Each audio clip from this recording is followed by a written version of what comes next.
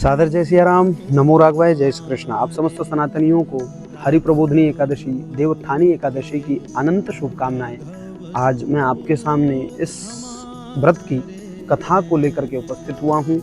इस कथा का विधान क्या है, क्या पुरातन संस्कृति हमारे इस पर्व से जुड़ा हुआ है, यह विषय लेकर मैं आपके सामने उपस्थित हुआ हूँ। तो बंधुओं, ध्यान से सुने। इस दिन भगवान श्री हरि श्री नारायण जी 4 महीने की योग निद्रा के पश्चात जागृत होते हैं। इसलिए इसी दिन से हमारे सनातन हिंदू धर्म में विवाह, यज्ञोपवीत, गृह प्रवेश ऐसे मंगल कार्य आरंभ हो जाते हैं। तो बंधुओं, विवाह अर्चन का वीडियो मैंने पहले ही दे रखा है, उसे आप ध्यान से सुन लें, श्रवण कर लें। विधि विधान, बड़ी सरल विधि विधान की वीडियो मैंने बनाई है, उसे आप अवश्य देखें, अवश्य श्रवण करें और समझ करके वैसा विवाह संपन्न करें। विवाह संपन्न करने के पश्चात सभी पारिवारिक जनों के समेत वहां बैठकर अपना जो तुलसी जी का बिरवा हो, चौरा हो, उसी के सन्मुख आसन लगाकर बैठे। समस्त परिवार के समेत बैठकर हाथ में पीला अक्षत ले लें और अक्षत लेकर थोड़ा पुष्प लेकर यह कथा श्रवण करें। कथा श्रवण करने के पश्चात जो पीला अक्षत और पुष्प आपने हाथ में लिया है वो तुलसी महारानी के चरणों में समर्पित कर दें। तो कथा क्या है, इस प्रकार कथा है, आप ध्यान से सुने। भगवान श्री कृष्ण जी से युधिष्ठिर जी ने प्रश्न किया कि प्रभु, हरि प्रबोधनी एकादशी, देवोत्थानी एकादशी की प्राचीन इतिहास आप मुझे श्रवण कराएं। तब भगवान ने श्री युधिष्ठिर जी से इस प्राचीन इतिहास को कहा कि एक समय की बात, एक नगर में एक राजा राज करते थे और एकादशी पर उनकी बड़ी निष्ठा थी और एकादशी की तिथि पर वे अपने राज्य में फल फूल बंटवाते थे, फलाहार बंटवाते थे, जिससे सारा राज्य एकादशी का पालन करता था। धीरे धीरे उनका यह कृत कर्म बढ़ता चला गया।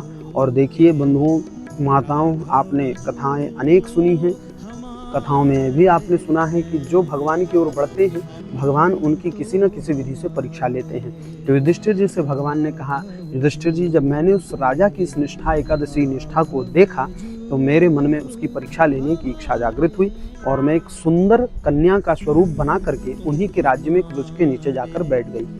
राजा का सिंहासन, राजा का रथ वहां से गुजर रहा था और जाते जाते राजन की दृष्टि मुझ पर पड़ी और जैसे ही मुझ पर दृष्टि पड़ी, राजा आकर्षित हुए, क्योंकि भगवान ने कन्या का स्वरूप धारण किया है। आप सभी जानते हैं कि भगवान जब स्वरूप कन्या का धारण कर ले, मोहिनी अवतार का, आपने मोहिनी अवतार की कथा आपने सुनी ही होगी। भगवान श्री देवाधिदेव महादेव जब मोहित हो गए तो सामान्य सा राजा क्या चीज है। राजा आकर्षित हुआ, मेरी ओर आया और मुझ पर आकर मुझसे प्रार्थना किया कि आप मेरे राजमहल में चलिए, मेरी रानी बनकर रहिए। तब मैंने उस राजा से यह वचन लिया कि मेरी आज्ञा का पालन आप यदि करते रहेंगे तब मैं आपके राज्य में रहूंगी। यदि आपने मेरी आज्ञा का उल्लंघन किया तो आपको मेरी कही हुई हर बात माननी पड़ेगी। राजा ने वह शर्त स्वीकार कर ली और शर्त स्वीकार करके रानी अर्थात भगवान विष्णु, जो कन्या का स्वरूप धारण किए हुए थे, उनको लेकर राजमहल की ओर गया। धीरे धीरे समय बीता और यही तिथि आई, देवोत्थानी एकादशी, हरि प्रबोधनी एकादशी की पावनी तिथि आई। भगवान तो परीक्षा लेने आए थे। भगवान ने क्या किया कि उस दिन सारे नगर में अन्न बंटवाने का आदेश दे दिया और राज्यमहल में मांस आहार बनवाया और राजा को बुलाया। राजा जब आकर देखा तो वो तो आश्चर्यचकित हो गए, पसीने पसीने हो गया राजा। राजा ने पूछा, महारानी आप ये क्या कर रही हैं?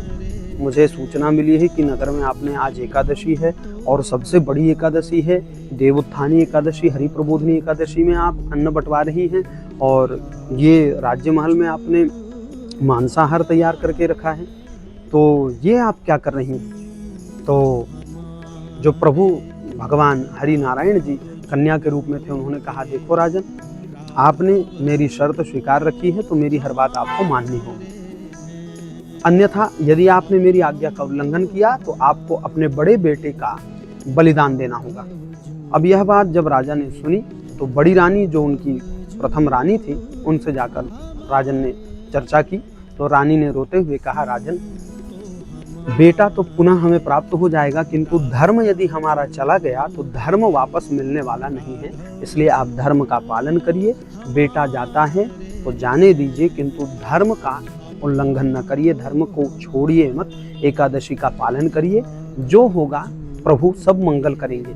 ये विश्वास रानी ने जब राजा को दिया तो वापस लौटकर राजन ने कहा, भगवान स्वरूप जो रानी उन्होंने बनाई थी कन्या को, उनसे कहा कि देवी, आपको मेरे पुत्र की बलिदान लेनी हो तो ले लीजिए, किंतु मेरे नगर में आज के दिन न तो अन्न आहार बटेगा, न मैं ये मांसाहार करूंगा।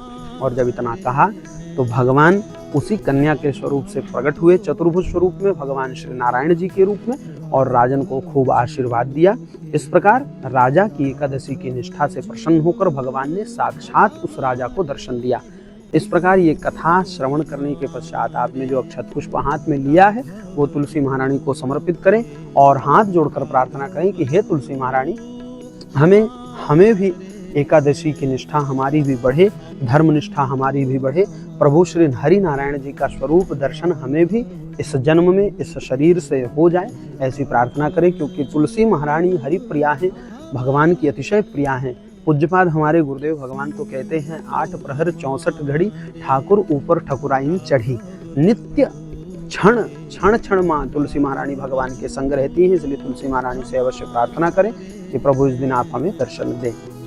नमो राघवाय, जय सिया राम। पुनः मिलेंगे आपको त्योहारों व्रत पर्व की चर्चाओं के साथ, तब तक के लिए सादर जय सिया राम। नमो राघवाय। तो हमारे राघव जो के राघव जो हमारे हैं।